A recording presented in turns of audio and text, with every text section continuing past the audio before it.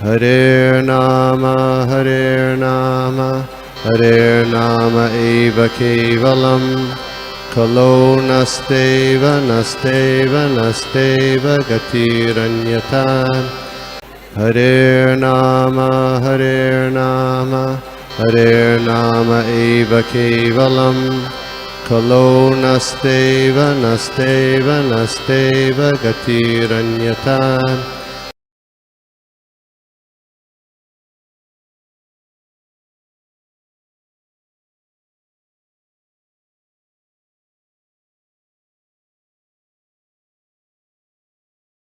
जया। हरे कृष्णा प्रभु, बहुत अच्छा आज का बहुत अच्छा क्लास था, बहुत सारे पॉइंट सीखने को मिले। और प्रभु ये एक प्रश्न जैसे आपने पूछा अगर कोई प्रश्न है तो मैं एक प्रश्न अभी आया कि जैसे हमने सुना है कि निराकारवादी, ब्रह्म ज्योति वाले और मायावादी वगैरह, मायावादी का तो I am not sure but the निराकार and the Brahma Jyoti people, और जैसे हमने कल शाम की क्लास में भी देखा था कि ब्रह्म ज्योति को भी मानने वाले, और अभी जैसे हम श्लोक में हमने देखा, सुबह में आपने समझाया कि 2 प्रकार के डिवोटीज हैं जो मानते हैं भगवान का गुण है, भगवान का रूप है, और जो नहीं मानते वो भी डिवोटीज में ही आ गए। मतलब वो बल्कि भले वो शक्ति मानते हैं, ज्योति के प्रकार में मानते हैं, लेकिन वो भी डिवोटीज हैं। तो प्रभु इसका भी लेकिन भगवत गीता में भी तो मतलब इस श्लोक में ही आ गया कि दे आर आल्सो कंसिडर्ड, और भगवत गीता में भी है कि भगवान बोलते हैं कि कुछ नहीं करने से, जो खासकर जो ब्रह्म ज्योति वाले हैं, तो भगवान बोलते हैं कि कुछ नहीं करने से कुछ करना, something is better then nothing, जैसे हम बोलते हैं इंग्लिश में।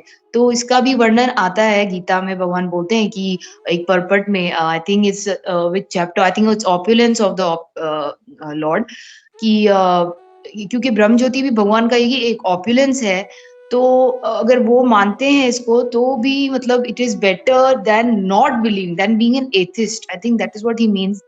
कुछ नहीं मानने से कुछ तो मानना अच्छा है, ये गीता में बोला गया ना प्रभु। तो ये मेरा प्रश्न था कि मतलब इसको क्योंकि भगवान गीता में ऑलरेडी बता दिया है, तो लेकिन हम क्योंकि 2 प्रकार के ऐसे हमने देखे, ये निराकारवादी हैं और आकारवादी हैं। लेकिन आकारवादी जो डिवोटीज बनेंगे टॉप मोस्ट होंगे, लेकिन भगवान ही खुद बोल रहे हैं गीता में कि जो ब्रह्म ज्योति निराकार मानते फिर भी वो कुछ नहीं करने से वो भी अच्छे हैं। मतलब तो ये प्रश्न था प्रभु।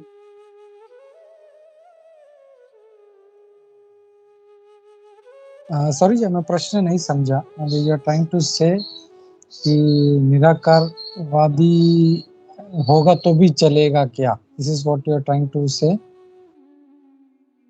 Yes, Prabhu, means I want to ask you because we know, and I personally, I was in the beginning, I was also connected before coming to Krishna consciousness. I was connected with some पंथ which was they believed in this only, कि वो ब्रह्म ज्योति को ही मानते थे कि भगवान एक शक्ति ब्रह्म ज्योति है।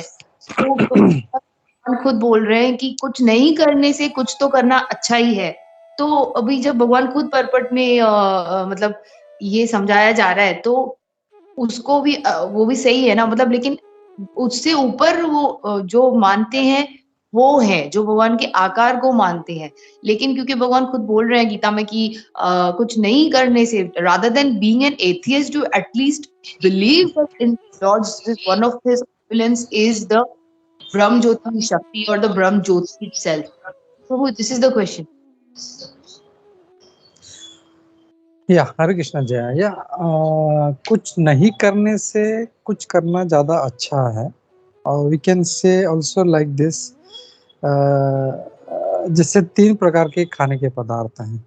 एक है एकदम गंदा चीज है, दूसरा है ठीक ठाक है थोड़ा सा, और तीसरा है टॉप मोस्ट है, बहुत रसीला है, बहुत मधुर है, बहुत हेल्दी है। तो हम लोग ये बोल सकते हैं कि ये तो खाना ही है हम लोगों को, जो भी टॉप मोस्ट है। लेकिन जो व्यक्ति ये तीसरा चीज खा रहा है उसको एटलीस्ट वो यहाँ से वो यहाँ शिफ्ट करे फ्रॉम थर्ड टू सेकंड, तो दैट इज गुड। लेकिन he should never remain on that second position always. कुछ न करने से कुछ करना अच्छा है, यानी कुछ गंदगी खाने से अच्छा है कि ठीक है तुम थोड़ा सा बेटर तो खाओ, कम से कम टॉप मोस्ट नहीं खा सकते, एटलीस्ट थोड़ा सा बेटर खाओ, ये गंदगी खाने से अच्छा। तो that is okay for a person who is eating something nonsense. लेकिन प्रश्न अब ये उठता है कि कोई व्यक्ति जैसे मैं बोलता हूँ जो पढ़ाई नहीं कर रहा है उससे तो अच्छा है कम से कम नर्सरी में रहे, लेकिन वो कितना टाइम पूरा लाइफ नर्सरी में तो नहीं रह सकता। He has to move on, he has to progress. बोलते हैं ना, progress is very much important in our life. तो बिल्कुल पढ़ाई न करने से कम से कम नर्सरी करे। फिर नर्सरी जो है वो बोल रहा है नर्सरी करने से तो एटलीस्ट कम से कम ये यार चलो इसका सेकेंडरी तो हो गया है, कम से कम एसएससी तो कर लिया। लेकिन फिर जो है बोला अरे ये तो एसएससी वाला, अरे एसएससी वाले से तो अच्छा है कम से कम इसने ग्रेजुएशन कर ली।